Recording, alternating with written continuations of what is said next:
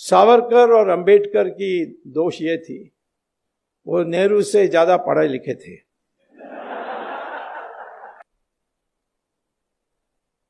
अब जवाहरलाल नेहरू का प्रॉब्लम क्या था, वो गए थे लंदन, फिर वहां से कैम्ब्रिज में जाकर दाखिल की, एडमिशन ली और फिर फेल हो गए।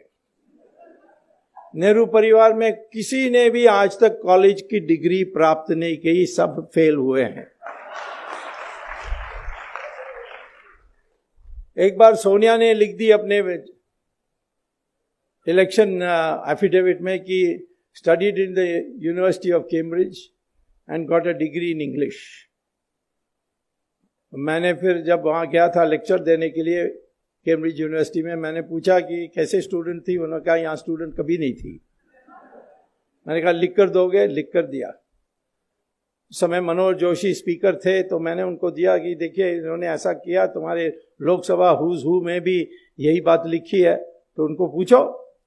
तो मेरी चिट्ठी जो मैं लेकर आया उसको भेजा और सोनिया का जवाब आया कि खेद है, ये प्रिंटिंग मिस्टेक है, टाइपिंग मिस्टेक के कारण प्रिंटिंग मिस्टेक हो गया है।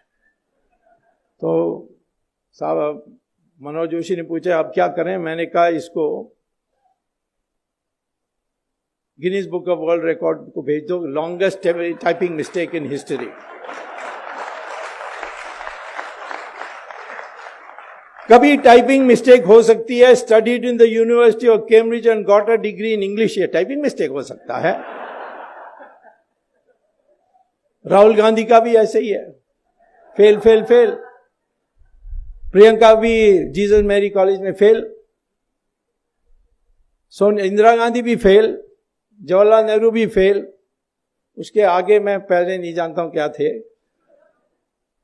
तो इसीलिए मैं कहता हूं कि जब वो सावरकर या अंबेडकर इनके बारे में सोचते थे, इनको ईर्ष्या आती थी और किसी तरीके से उनका बदनाम करने के लिए लगे हुए थे। जैसे अंग्रेज भी सोचते थे ये विचारक है, दिमाग फिरा देगा। जो मकौले ने देश में, हमारे देश में हीन भावना पैदा की, वो हीन भावना को ये हटा देंगे और फिर लोग खड़े हो जाएंगे। सुभाष चंद्र बोस के डर में अंग्रेज छोड़कर गए। ये किसने कहा? जिस प्राइम मिनिस्टर ने इंडियन इंडिपेंडेंस एक्ट पेश की थी पार्लियामेंट में, क्लेमेंट एटली, उन्होंने खुलेआम कहा था, क्योंकि अंग्रेजों का पहले से तय था, 200 साल से कई बार लिख चुके थे कि जिस दिन ये देश के, हिंदुस्तान के लोग खड़े हो जाएंगे लड़ने के लिए, उस दिन हमें छोड़कर जाना पड़ेगा। और खास तौर पर जब मिलिट्री विद्रोह करेगी तो हम एक दिन भी नहीं रहना चाहिए। क्योंकि पहली बार जब Robert Clive battle of Plassey जीतने के बाद मुर्शिदाबाद में जुलूस निकाल के गए, तो 5 लाख लोग इकट्ठे हुए, सब ने गुलाब की फूल उसकी पथ में डाली। तो जो अंग्रेज का कमेंटेटर है जॉन कूपर, उन्होंने पुस्तक में लिखा कि मैं देख के ये हैरान हो गया कि ये हारे हुए लोग, जिसने उनको हराया, उनको उनके पथ में गुलाब की फूल डाल रहे हैं। यदि इन 5 लाख लोग पत्थर उठा के फेंकते तो क्लाइव का नाम और निशाना कभी होता नहीं। और जब इस हिंदुस्तान में लोगों की मंशा बदलेगी, उस दिन अंग्रेजों को बोरी बिस्तर बांध करके तुरंत छोड़कर चले जाना चाहिए। और यही हुआ जब सुभाष चंद्र बोस की जो INA आई हमारे हिंदुस्तान में, उसकी असर सब पर पड़ी और विद्रोह हुआ, नेवी का विद्रोह हुआ, जबलपुर से आर्मी में रिवोल्ट हुआ, पूना से लोग निकले जुलूस निकाल के। तो सारे देश में एक आर्मी का विद्रोह दिखाई पड़ा 1940 में। उस समय उन्होंने ये तय किया कि अब जाएंगे, और महात्मा गांधी ने एक बड़ा संगठन बना दिया। महात्मा गांधी की जो कंट्रीब्यूशन है कोई कम नहीं कर सकता। उन्होंने जो कांग्रेस पार्टी सिर्फ कॉकटेल पार्टी जैसे थी, उसको बढ़ाकर उन्होंने मास बेस्ड पार्टी किया था। कुछ भी सिद्धांत हो, कितने भी गलत हो, परंतु उन्होंने एक मास बेस्ड ऑर्गेनाइजेशन तैयार किया और अंग्रेजों को विश्वास था कि ये हमारी पीछा ना करेंगे और इसीलिए पावर इनको देकर चले जाएं। गांधी ने सारे पीसीसी प्रेसिडेंट को बुलाई और कहा कि किसको बनाना चाहिए कांग्रेस प्रेसिडेंट, क्योंकि वही बनने वाला था प्राइम मिनिस्टर। तो 15 में 14 ने कहा सरदार पटेल, एक ने गांधी के पटाभी सीतारामन ने कहा कि जवाहरलाल नेहरू को बनाना चाहिए। गांधी ने सरदार पटेल को कहा तुम मत बनो, जवाहरलाल नेहरू के लिए कंसीड कर दो। तो जिसको मेजॉरिटी नहीं थी, मेजॉरिटी क्या, एक ही यस था पीसीसी प्रेसिडेंट्स में, उसको अध्यक्ष बनाया और वो प्रधानमंत्री बने। अन्याय हुआ सरदार पटेल के साथ।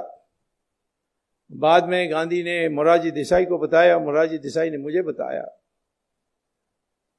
कि गांधी ने कहा कि यदि मैं जवाहरलाल को नहीं बनाता तो ये विद्रोह करते हैं और अंग्रेज उसी बहाना में छोड़कर नहीं जाते। मेरा इरादा था कि जैसे बन जाएं और अंग्रेज चले जाएं, फिर मैं दूसरा कदम उठाऊंगा जिससे सरदार पटेल के लिए मौका मिलेगी। और वो उनकी जो प्राइवेट सेक्रेटरी हैं गांधी जी की, उन्होंने पुस्तक लिखा है last will and testament of Gandhi, Mahatma Gandhi. उसमें वो कहते हैं कि गांधी ने आखिर वक्त वो मरने के पहले जो बिरला हाउस छोड़कर जाने वाले थे, तब सरदार पटेल मिले कि मैं अब बर्दाश्त नहीं कर सकता हूँ, मैं छोड़ के जा रहा हूँ वापस गुजरात। तब उन्होंने कहा नहीं, तुम रुक जाओ, मैं कांग्रेस का 2 टुकड़ा करूँगा और एक टुकड़ा आपके पास और दूसरा टुकड़ा जवाहरलाल नेहरू के पास। आपको पता है कि 90% तो सरदार पटेल के साथ ही जाती, और इसीलिए रुक जाओ। और वो गए और उनकी हत्या हुई और फिर ये इतिहास में सारा चीज बदल गई। और उसमें जवाहरलाल नेहरू ने एक तो अफवाहें उड़ाई कि सरदार पटेल ने लापरवाही दिखाई होम मिनिस्टर होने के बावजूद, और उन पर संदेह, आरएसएस पर बैन। एफआईआर में आरएसएस का नाम कहीं नहीं है, ट्रायल में आरएसएस का नाम कहीं नहीं आया, लेकिन दुनिया भर में प्रचार कर रहे हैं मिस्टर राहुल गांधी आजकल की आरएसएस ने महात्मा गांधी को मारा। अब उनको तो इतिहास नहीं पता है, जो सिखाते हैं चर्च में वही बोलते हैं बाहर। लेकिन सावरकर को कॉन्स्पिरेसी का हिस्सा बनाया, बाद में छूट गए, नो एविडेंस, लेकिन वो धब्बा लगा के रखे। और धीरे धीरे अब सावरकर की रिकग्निशन आ रही है। सावरकर की Indian independence, first war of Indian independence 1857, और बाद में उन्होंने हिंदुत्व पर जो पुस्तक लिखी, उससे हमारी लोगों की मंशा बदलने लगी। लेकिन क्योंकि कांग्रेस की राज थी, उन्होंने ये सारे आने नहीं दिया था।